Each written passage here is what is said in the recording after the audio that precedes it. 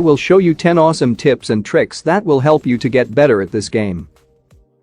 If you're playing with squads, then learn how to sandwich your opponents. This will increase your chances of winning the fights. For example, this is your opponents at this location, and your team fighting with them in this marked location. The best thing you can do in these situations is by sending your teammate to flank. If you manage to flank right behind your opponents, then you can have higher chances of winning the fight. This is basically flanking, but this is what I call a sandwich flank. Works best in open fields and ridges with small covers. Try not to let your opponents know you're flanking. If they do, then try to get some strong cover, example like this. From here you can put pressure on your opponents from both sides, front and back. And I'm sure you can win almost any fights if you manage to sandwich them correctly. Here is a circle shift tip. It's important to play in the circle in PUBG Mobile. It is the winning formula. A lot of time it's not about killing someone. It's about getting the best place in the next circle and out-positioning your opponent, giving yourself a tactical advantage. Depending on the terrain where the circle will be formed, the best place I think to be is at the thinnest part of the line in between blue and white circle, as shown here. By using this strategy, you give yourself a better position to hold. The blue zone being at your back will make it less likely you will get attacked from behind. This will give you more time to focus on the terrain in front of you. It's important to take notes of your geographical surroundings like mountains and house compounds. Also keep an eye on supply drops. These will give you a better idea where players will be. Players tends to move to middle of the circle thinking they would be in the next circle, but in reality, if you stay in middle you will most likely to get shots from all the directions. So I would not recommend moving to the center of the circle. Try to stay on edges with blue zone to be more safe. The next tip is about vehicle driving. I always say that don't drive towards your enemies in a straight line. This will get you killed easily. While driving in a straight line, you will be an easy target to hit. The best thing you can do is circle your enemy with a vehicle or rotate in a circular path. This will make you a harder target to hit, especially when you do it in a right way. Here is an example. Hitting someone who is moving in horizontal way is a lot harder because you have to constantly swipe your thumb left or right, and it is very hard. But players from vehicle can easily hit the target. So if you see someone in an open field, don't drive towards them in a straight line. Drive in a circular path so your enemy's shots won't get connected, mostly. And your team can easily spray them down. Here are 4 flare drop location with 100% guaranteed to spawn in Miramar. The first one is at San Martin, at this exact location. On top of this building with a billboard.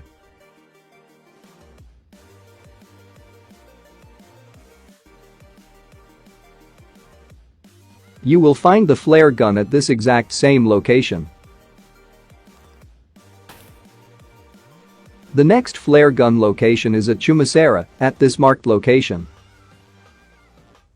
The flare gun will spawn on top of the building between red and blue house. By the way, I suggest you to find a real gun before picking up this flare gun, so you won't get killed by other players who came for the flare gun. And the third flare gun location is at Minas Generales. The flare gun should be lying in the ground around my marker. This is very unusual location. And the last flare gun location is at La Cabrera, at my marker. There might be more flare gun locations, but this 4 locations is all I know, and credit goes to Reddit. If you know any more, let me know in the comments. You will find the flare gun on top of this same building. Shoot the flare gun and enjoy your level 3 gears and some OP weapons. Tip number 5, don't stand still. No matter which place you are in, you can still get shots from any direction, so always keep moving, especially when someone is trying to snipe you. It will be very hard for them to hit you. Tip number 6, bait your enemies with loot. This trick works best when 2 different enemies are fighting and one wins the fight and goes to loot them. It is your time to kill the enemy while he is looting peacefully.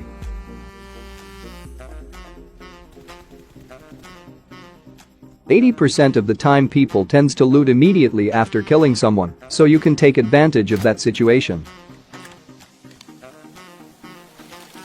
This game is all about strategy from the very moment the plane starts flying. If you're playing squads, then you need to know what you're good at, like specific roles. Maybe you are good at spraying down enemies at any distance. Or maybe you are extremely good at close range. Or maybe you are really good at sniping. Maybe you are a good driver. Or maybe you're the guy who knows the whole map, each and every location, and how to rotate each circle. Or maybe you could be the guy for baiting the enemies. Or maybe you can be the guy who uses smokes and grenades really well. Or have a great mind for how to flank your enemy. Or maybe you are the most important role, the one who revives the teammate and supplies them with meds and ammo. No matter what is your role, you have to identify with your squad. The 4 basic roles that every team should have. The first important role is IGL. IGL stands for In-Game Leader, and that is exactly what this player is. Your IGL should be the most experienced player and who is capable of giving the best call out in any situations, and your IGL should be the player where you put your faith to have major choices decide. These choices will include things like rotations, where to land, when to fight, and when to crash a compound. The second important role is Supporter. Supporter player role is to give support to the whole team, things like reviving teammates, distributing meds and ammo to the team, or watching for potential threats while your team is fighting. A support player will frequently give out personal stats in order to protect the team, such as becoming a bait for opponents, allowing the rest of the squad to put out the offensive damage. And the next role is Entry Fragger. Your Entry Fragger is going to be the player you have in the lead while pushing, or someone who is really good in close range. This player in most of the cases put themselves on the line to get knocked, so your team will follow up with a quick trade. In most team fights this is pretty simple, just shoot the guy shooting your teammate, but in buildings, however, is where it may take a while to learn. If you're entry fragging and you know there are opponents inside, it is important to understand that your job is to push through a door and clear out enough space for your teammate to come behind you. Try to give any information you can as quickly possible. As lastly, you need to understand this pushes are in your control and your teammates will depend on you. If you hesitate or step back and block doorways or don't give any information, you're setting your team to fail. The last role is the sniper.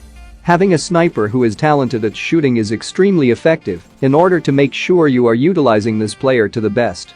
It's important to give them the proper gear such as level 3 helmet, as snipers are the one who will be the most trading headshots. And try to give them the highest range scope that your team has to offer. Being a sniper requires a lot of skills. You may not get many kills as your teammates, but you will give a lot of damage and also removing their armor, making it easier for your team to finish them. Anyway, that's all I got for this video. I hope you learned something new.